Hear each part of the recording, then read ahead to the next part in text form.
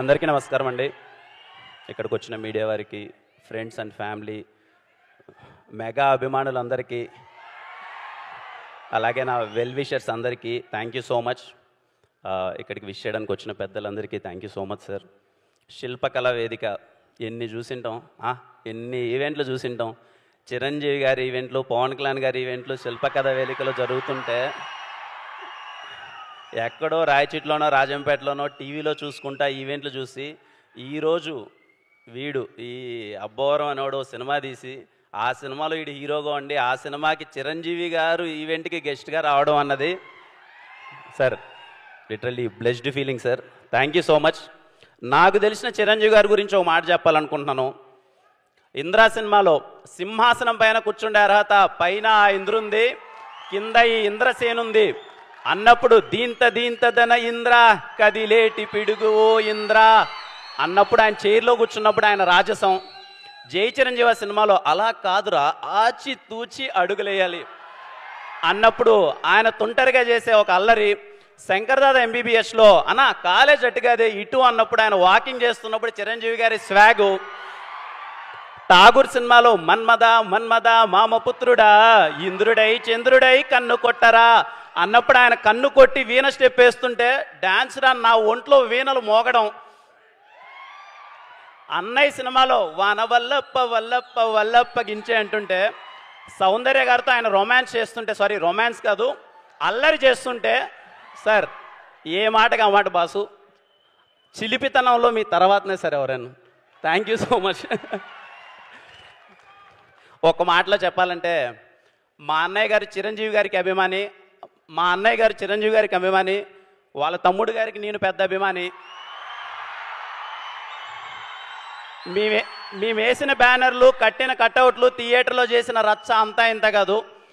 Tirupati Ramaraj theatre Indra 125th day థియేటర్లోకి వెళ్తే 125th day songs second time play చేస్తున్నారు. సగం స్క్రీన్ మొత్తం పేపర్లతో నిండిపోయింది. అక్కడ ఆయన దాయి దామ స్టెప్ వేస్తుంటే ఇరుకున్న సీట్లలో కూర్చోవడమే కష్టమవుతున్న సీట్లలో మేము లేసి దాయి దామ చిన్న ప్రాక్టీస్ చేస్తున్న ఒక కుర్రాడు ఈరోజు ఇక్కడ ఆయన వెనకాల ఆయన ముందర ఇలా నిల్చొని నేను హీరోగా మాట్లాడడం అన్నది చెప్పలేని ఒక ఫీలింగ్. ఇలాంటి టైంలోనే అనిపిస్తుంది సార్ చిరంజీవి గారు అన్నది పేరు కాదు, అదొక ఎమోషన్. ఇదిగో మీరు అక్కడెక్కడో ఒక ఎవరెస్ట్ వేసి కొండపైన వేసి కూర్చొని మాలాంటి వాళ్ళందరికీ రండ్రా పరిగెత్తండి అలసిపోవద్దండి రండి నడవండి నడవండి నడవండి మీరు కూడా అచీవ్ చేయగలరు అని ధైర్యం చూపించినందుకు thank you so much sir. ఇలాంటి టైంలోనే మనకు అనిపిస్తుంది మన్నమ్ము చిరంజీవి గారే కదా అన్న ఫీలింగ్ అనిపిస్తుంది. Thank you so much sir. నాకు తెలిసి ప్రతి ఒక్క కుర్రాడు ఏదో టైంలో ఎక్కడో చోట వాళ్ళ ఫ్రెండ్స్తో గొడవ పడుతూనే వాళ్ళ అమ్మగారితోనో వాళ్ళ ఇంట్లోనో టీచర్స్తోనో ఎక్కడో చోట మేము చిరంజీవే కదా అన్న ఫీలింగ్ చాలామంది కుర్రోళ్ళు ఫీల్ అయ్యింటారు. Thanks for inspiring us sir. Thank you so much. జై జై చిరంజీవ.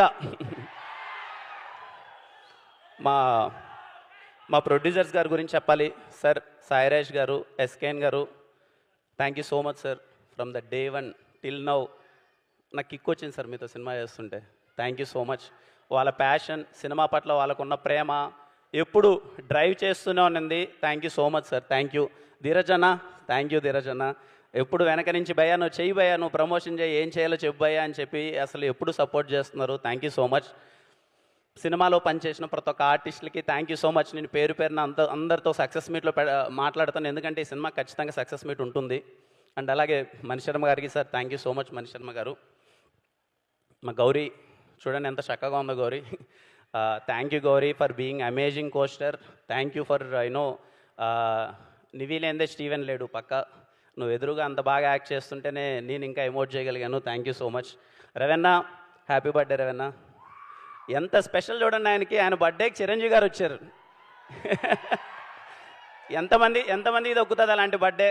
రవెన్న చిరంజీవి గారు వచ్చారు. కళ్ళ లాడిపోద్దు నీ కెరియరు, గుర్తుపెట్టుకో. రవి నంబూరి అనే పేరు ఖచ్చితంగా నిలిచిపోతుంది. రేపు థియేటర్లో ఆయన రైటింగ్కి మీరు వల థియేటర్లో ఏడుస్తారంతే. ఇంకా నా గురించి పెద్ద చెప్పడానికి ఏం లేదు. Steven Shankar very special role.